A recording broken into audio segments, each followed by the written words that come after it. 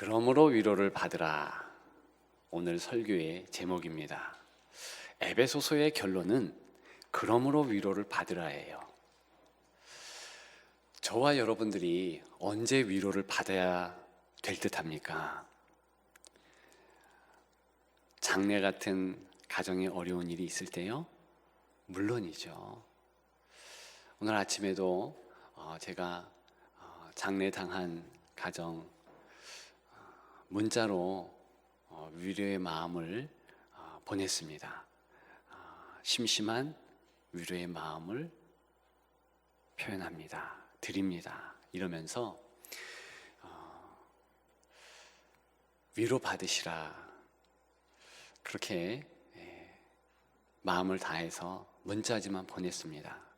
당연히 가정의 장례를 비롯한 어려울 때 위로 받아야지요. 낙심할 때, 절망할 때, 실망할 때, 당연히 그럴 때도 위로 받아야 되는 것입니다. 그런데 성경은요, 거기서 끝나는 것이 아니라 매일매일 위로받아야 된다, 항상 위로받아야 된다, 그것을 강조하고 있다는 것입니다. 왜 그럴까요?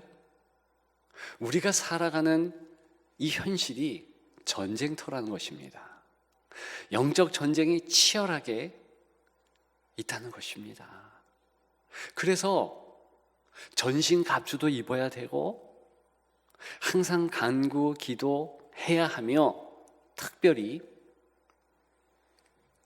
위로를 매일매일 항상 받아야 한다는 것에 초점이 있습니다. 우리는 정말 매일매일 위로 받아야 합니다. 그렇다면 여러분들은 위로받고 계십니까? 두 가지 위로받음의 체크리스트 질문이 있어요. 만약 이 두 질문에 그렇습니다, 그렇습니다, 고개를 끄덕이고 대답을 한다면, 그러면 여러분들은 위로받고 있는 것입니다. 위로받는 자 새 힘을 얻습니다. 넉넉히 이기는 은혜를 받습니다. 내년에 대한 두려움이 없지 않지요. 그럼에도 불구하고 위로받는 자는 내년이 기대감으로 넘칠 것입니다. 감사가 있을 것입니다. 52주 지나고 주님 참으로 이기게 하시니 감사합니다. 승리의 이 창가가 여러분 주변에 울려 퍼질 것입니다. 과연 이 두 질문은 무엇이겠습니까? 그것은요, 첫 번째로 그 사랑을 느끼는가, 두 번째로 그 사람이 옆에 있는가. 첫 번째로 그 사랑. 여러분 오늘 본문 보시면 23절과 24절에 그 사랑에 대하여 나오고 있습니다. 하반절입니다. 23절, 믿음을 겸한 사랑 그랬어요. 그리고 그 사랑을 가진 자, 24절에 보니까 우리 주 예수 그리스도를 변함없이 사랑하는 모든 자, 이 범주에 든다는 것입니다. 여러분, 사람 간의 사랑을 이야기하는 것이 아니에요. 23절 우리가 읽은 대로 믿음을 겸한 사랑 그랬습니다. 조금 구체적으로 23절을 이야기하자면 이 평안과 믿음을 겸한 사랑 할 때 이 평안, 그리고 믿음을 겸한 사랑, 이런 뜻입니다. 믿음이 사랑을 꾸며주고 있는 모양새지요. 그러면 이 사랑은 믿음이 있는 사랑이니 반드시 하나님과의 사랑을 의미하겠습니다. 맞습니다. 그 사랑이에요.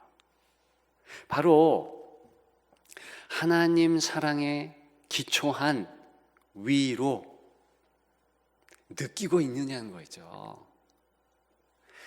22절 본문에 보면 너희 마음을 위로하기 위하여, 위로라는 단어가 쑥 눈에 들어옵니다. 어떤 의미인가? 이 신약의 위로는요, 특별해요. 옆에서 이렇게 말하는 그런 단어의 뜻을 가지고 있습니다. 옆에서 힘내, 괜찮아, 할 수 있어, 그런 말하는 것이죠. 그런데 구약에도 위로라는 단어가 나타나고 있거든요. 근데 구약은 약간 그 뜻에 덧붙여집니다. 그것은 뭐냐면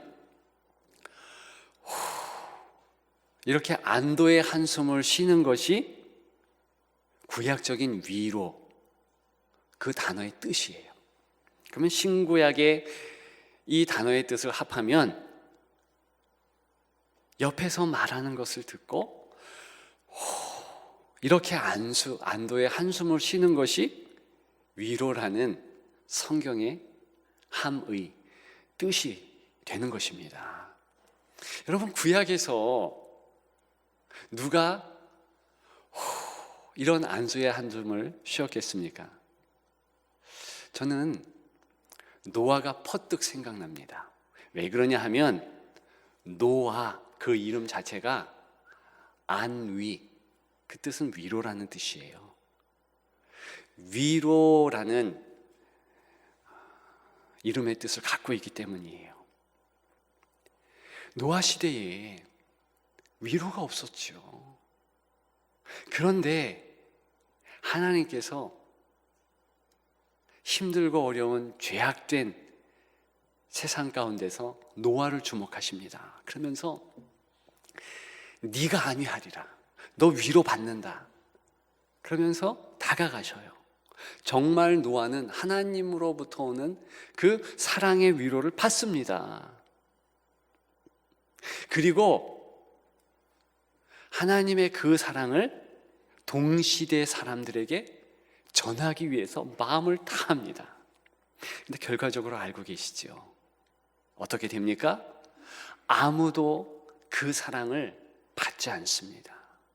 그 사랑에 기초한 위로를 거절하지요. 결과적으로 어떻게 됩니까? 노아 가족을 제외하고는 다 홍수 심판에 어려움을 당하게 됩니다. 여러분, 왜 동시대 사람들이 노아 외에 그렇게 심판을 받았을까? 물론 죄가 관영해서입니다. 그런데 그것이 첫째 이유는 아니에요.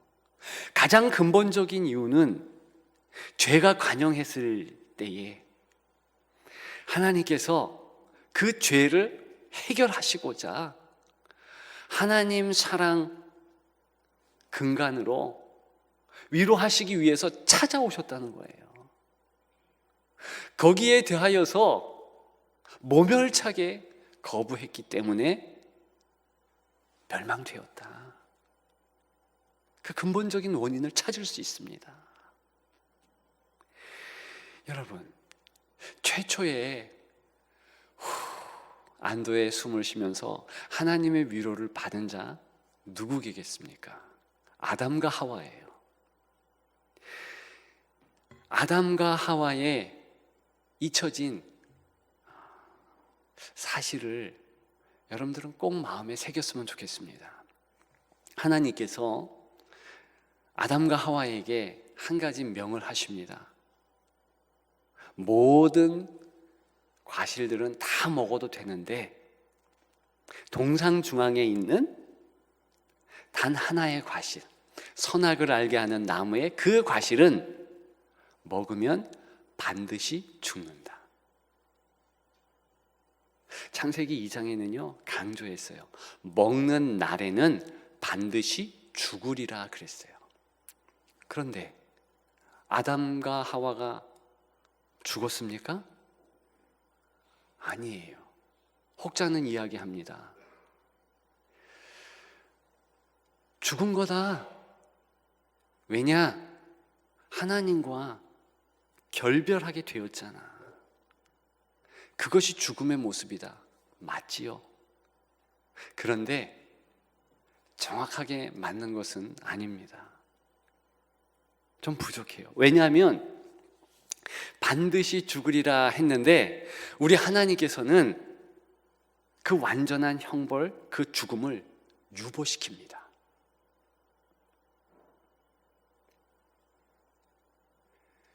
그리고 심지어는 나무 뒤로 숨을 수 있는 시간도 주셔요.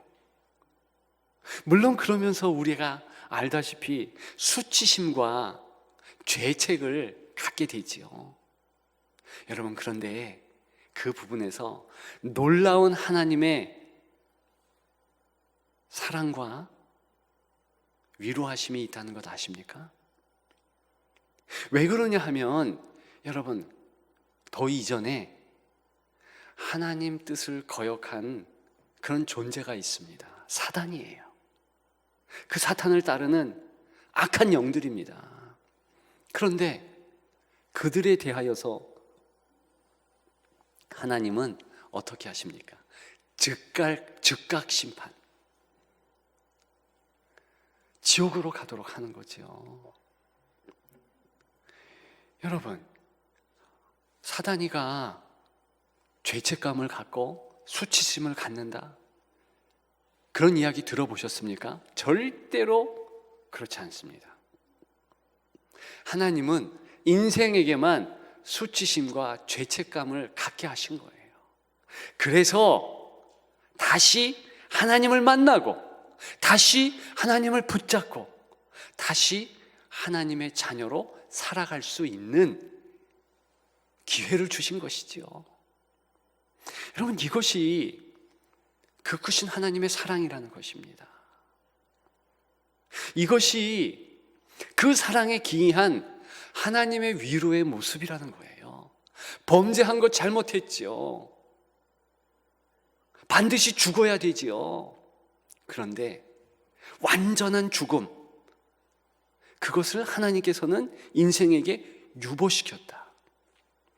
이것이 성경의 정황이고 이것이 성경이 말하는 하나님을 향한 사랑의 진실인 거예요. 지난번에 아하스에 대한 내용을 같이 나눴습니다. 12번째 유대 임금 아하스는 악독한 왕이었죠. 우상숭배에 쩔은 자였어요. 오죽했으면 자기 자녀를 불 가운데 지나가게 하고 그렇게 죽게 한 이후에 사신제사를 했을까? 참으로 악독해요. 악랄해요. 참을 수 없어요. 그런데 하나님이 바로 그 가장 악독한 유대 왕에게 임마누엘, 내가 너희와 함께한다, 내가 너와 함께한다, 그 약속을 주셨다니까요. 무슨 말씀이십니까? 그거보다 더 큰 사랑의 위로가 없는 거지요. 어떻게 그런 자에게, 큰 죄를 지은 자에게 하나님이 다가가셨다. 제가 두 사례를 말씀드렸지만 성경의 하나님은 그런 하나님이신 거예요. 우리는 고급진 죄인으로 생각합니다. 그래도 적어도 예배는 드리잖아요. 적어도 감사 헌물도 드리잖아요. 봉사도 하잖아요. 찬양도 하잖아요. 우리는 알고 있는 정확한 사실은 있습니다.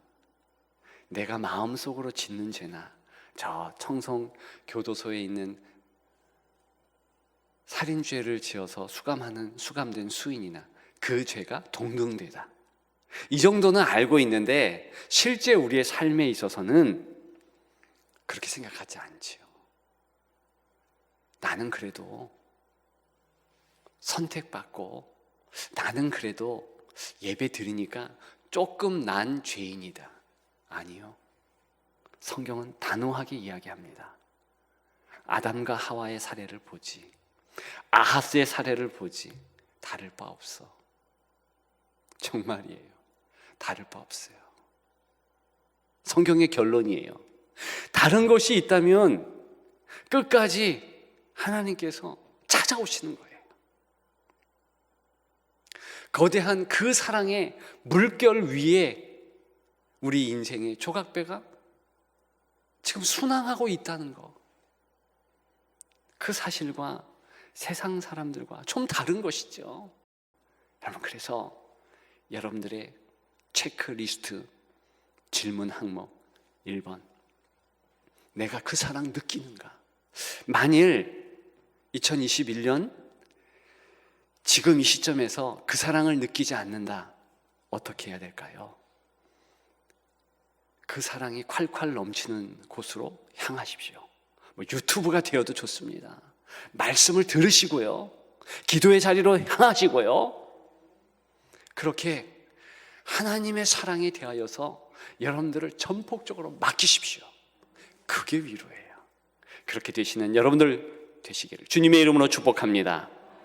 두 번째 체크리스트, 그 사람이 그 사람을 옆에 두었는가, 그 사람을 가졌는가, 그 질문이에요. 그 사람은 누구겠습니까? 두기고 같은 사람이에요. 21절에 보면 사랑을 받은 형제요, 주 안에서 진실한 일꾼인 두기고가 모든 일을 너희에게 알리리라. 22절에 보니까 우리 사정을 알리고 또 너희 마음을 위로하기 위하여 내가 특별히 그를 너희에게 보내었노라. 사람은요, 성도는요, 하늘의 위로 플러스 또 한 위로가 필요하다는 거예요.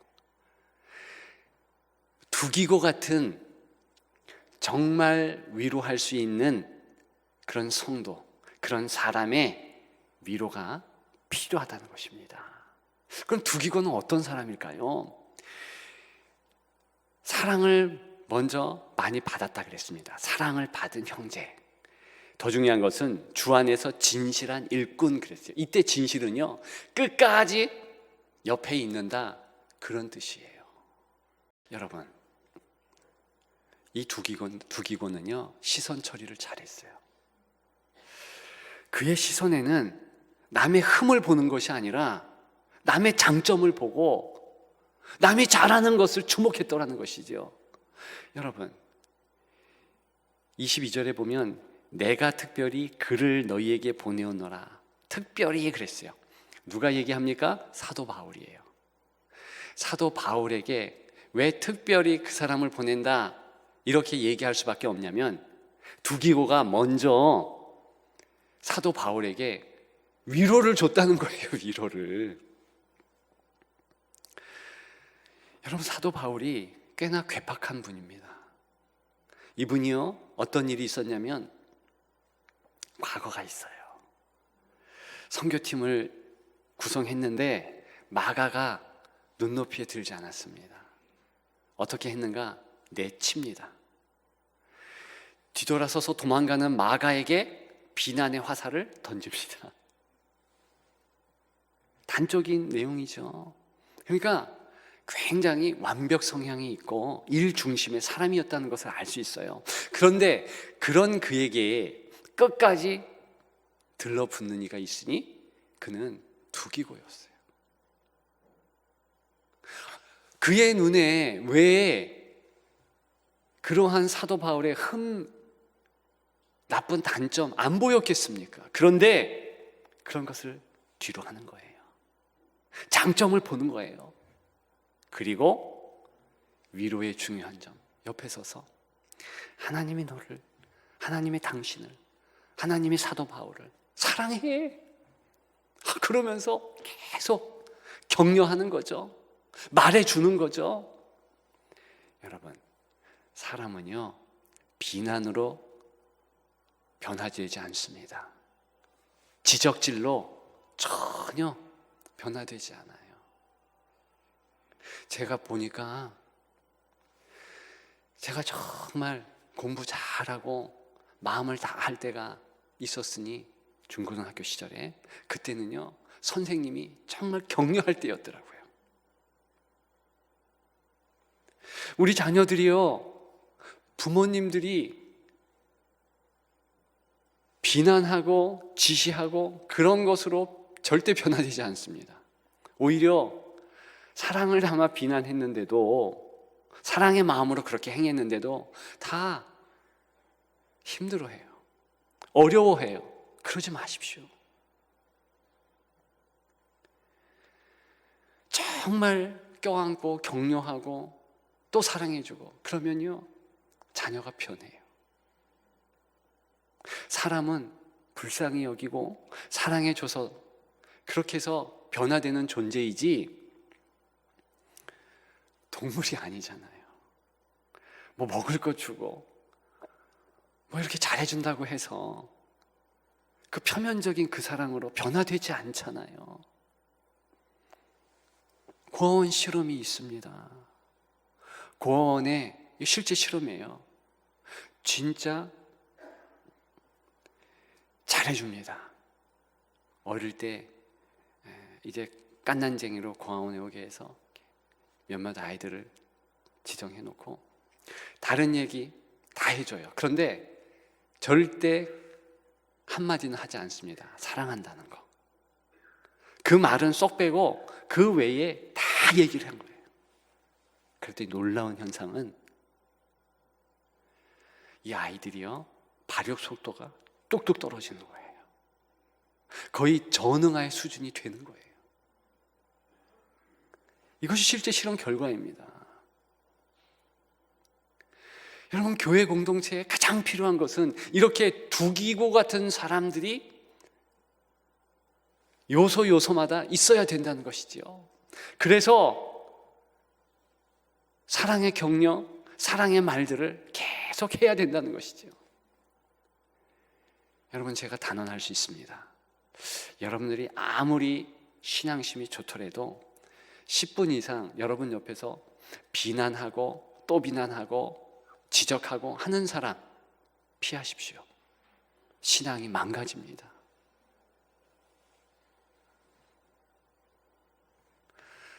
정말 교회는 사랑의 격려뿐이에요.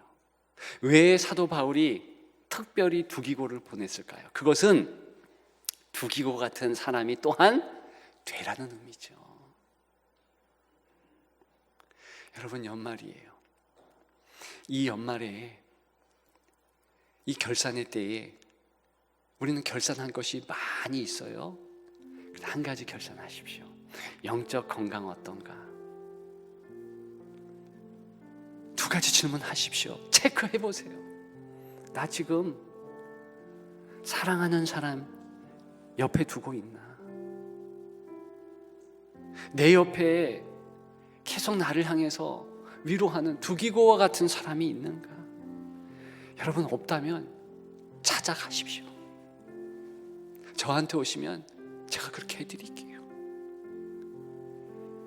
여러분들이 두기고 같은 사람이 되십시오.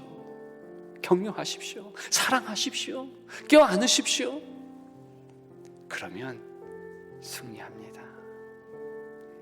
2022년도 통일하게 하늘의 위로 받고 사람의 위로 받고 그렇게 승리하는 우리가 되었으면 좋겠습니다.